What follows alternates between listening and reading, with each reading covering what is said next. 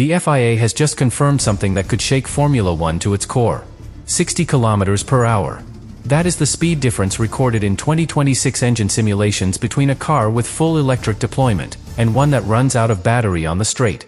360 km per hour versus barely 300. On the same piece of track. At the same moment. And after preseason testing ended, the FIA refused to delay the new regulations. No major changes before Australia. Instead, they introduced emergency technical directives, active aero restrictions at the start, override limitations, and a hidden plan B to cut electric boost if the first race turns chaotic. But here is where this becomes explosive. Max Verstappen has openly called the new era artificial. He warned about dangerous delta speeds. He said managing batteries is not racing. And inside his contract is a performance clause that could let him walk away if 2026 turns into a disaster. This is not just about power loss. It is about identity. If Formula One becomes lift and coast management at 360 km per hour, does the sport risk losing its biggest star? Subscribe now, because what the FIA just revealed might not only reshape the championship, it could decide whether Verstappen stays in Formula One at all. Now let's break down what actually happened after preseason testing ended. Because once the cars stopped running in Bahrain, the panic did not disappear. It moved behind closed doors. On the 18th of February, the FIA called an emergency meeting of the Formula One Commission in Sakir. Not because of lap times. Not because of competitiveness. Because of safety. And the main concern had a name. Delta V. The difference in speed between two cars on the same straight. Under the 2026 regulations, the combustion engine produces roughly 550 horsepower. The electric system can deploy up to 350 kilowatts. That means straight-line speed depends heavily on battery charge. If one driver is in full override mode, he can reach around 360 km per hour. If the car ahead runs out of electrical energy, it can drop to around 300. That is a 60 km per hour closing speed. At over 300 km per hour. Think about the reaction time required. Less than a second. George Russell described it as an aviation-level scenario. A moving wall. And the fear is not theoretical. During testing simulations, teams saw exactly this pattern. One car lifting early to recharge. Another attacking with full deployment. The gap closing violently. So what did the FIA do? Publicly, they refused to change the regulations before Australia. They said the evidence is still immature. They insisted stability is essential. But privately, they introduced immediate countermeasures. Active aero has been banned at the race start. No low drag mode into turn 1. The rear wing will be locked in high downforce configuration until the first lap is completed. Why? Because 20 cars arriving at the first braking zone with different aerodynamic settings was considered too dangerous. They also tightened the manual override rules. Drivers must now be within 0.8 of a second to activate extra power.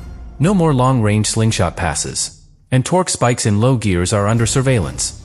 If an engine map delivers power in a way that risks traction or tire integrity, the FIA will force the team to smooth it out. These are not cosmetic tweaks. They are pressure valves. But they do not solve the deeper tension. Because the cars are now deeply dependent on software logic. Active aero is geofenced. The system automatically closes the wing at predefined braking markers. Even if the driver forgets. Even if he tries to push the limit. If hydraulic pressure fails, mechanical springs force the wings back to high downforce mode. The car decides when it is safe. Not the driver. And this is where Verstappen's frustration becomes personal. He has said repeatedly that he does not want to calculate energy usage like an accountant at 300 km per hour. He wants instinct. Flat-out commitment. But 2026 forces constant management. Attack for 2 laps. Recharge for 3. Deploy here. Save there. Lift hundreds of meters before braking zones. That rhythm is completely different from what built his career. Now layer in the contractual reality. He is committed for this season. But if he is outside the top 2 by the summer break, he has the option to activate an exit clause for 2027. There is also the Helmut Marko clause. If Marko leaves Red Bull, Verstappen can walk away immediately.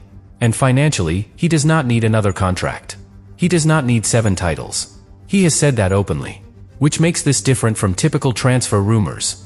This is philosophical. If 2026 feels artificial. If the safety concerns remain unresolved. If racing becomes dominated by energy spreadsheets instead of wheel-to-wheel instinct. The possibility of departure becomes real. Australia is no longer just the season opener. It is a live experiment. If we see extreme lift and coast phases. If we see dramatic closing speeds, if we see one active aero malfunction at high speed, the pressure will explode. And every time Max repeats that he does not need to be here, the exit narrative will grow stronger. Because the FIA has made its position clear. No major changes before the first race. They believe the chaos will settle. They believe teams will adapt. But the real question is not whether the teams can adapt. It is whether Verstappen wants to. And that answer may define the future of Formula One more than any engine regulation ever could. But there is another dimension to this story that makes it even more volatile. Because the debate is no longer just technical. It is political. Inside the paddock, there is a clear split between teams who feel prepared for the 2026 philosophy, and those who feel exposed by it. Some manufacturers believe the energy management challenge is strategic. They see opportunity. They see a new competitive edge. Others, including voices within Red Bull, argue that the balance has shifted too far away from pure racing instinct. And that tension matters. Because the FIA has publicly defended the concept. They highlighted positive feedback from drivers about smaller cars, better agility, and stronger initial electric torque out of slow corners. They insist the cars bounce less. They insist the challenge is intentional. They even framed the early complaints as typical resistance to change. But privately, the safety alerts were marked red. High concern. Particularly regarding straight-line delta speeds. And here is what makes Australia so critical. The first race will not just test performance. It will test reaction time. It will test the fail-safe systems. It will test whether geofencing truly prevents a driver from arriving at a braking zone with low drag still activated. Because if even one system misfires at 360 km/h, the conversation shifts instantly from development phase to crisis. Now put yourself in Verstappen's position. You are at the peak of your career. Multiple championships secured. Financial independence achieved. You have already proven your speed. Now you are being asked to adapt to a formula that removes certain elements of driver control. Automatic wing closures. Restricted deployment windows. Software-dictated safety logic. For some drivers, that is evolution. For Max, it feels like dilution. He has said he does not want to manage deltas and batteries like a spreadsheet. He wants to attack. Flat out. If the opening races confirm his fears, the psychological shift could be immediate.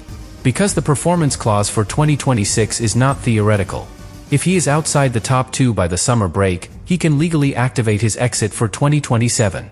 And if Red Bull's Ford engine struggles in real race conditions, that scenario becomes possible. There is also the Marco factor. If Helmut Marko steps away, the contractual door opens instantly. These are not emotional reactions. They are structural options. Which means the rumors are not fantasy. They are conditional. Conditional on performance. Conditional on enjoyment. Conditional on whether 2026 still feels like Formula One to its most dominant competitor. And here is the uncomfortable reality for the sport. The FIA can regulate safety. They can regulate deployment. They can regulate active aero. But they cannot regulate passion. If the drivers feel disconnected from the machine. If fans sense artificiality. If the spectacle feels manufactured rather than instinctive. The brand suffers. The governing body believes the turbulence will fade. They believe teams will optimize energy software quickly. They believe delta speeds will narrow once race conditions stabilize. Perhaps they are right. But perhaps the first few races will reveal something else. Extreme lift and coast phases. Drivers coasting hundreds of meters before braking zones. Overtakes decided more by battery percentage than bravery. If that image becomes normal, the philosophical debate intensifies. And every time Verstappen repeats that he does not need to be here, it will carry more weight. Because this is not just about 2026 engines losing combustion power. It is about whether Formula One can modernize without losing the raw edge that made drivers like Max icons in the first place. Australia will give us the first real answer. Not a simulation. Not a press release. A live race. At full speed. And when those lights go out, we will discover whether the FIA's confidence was justified.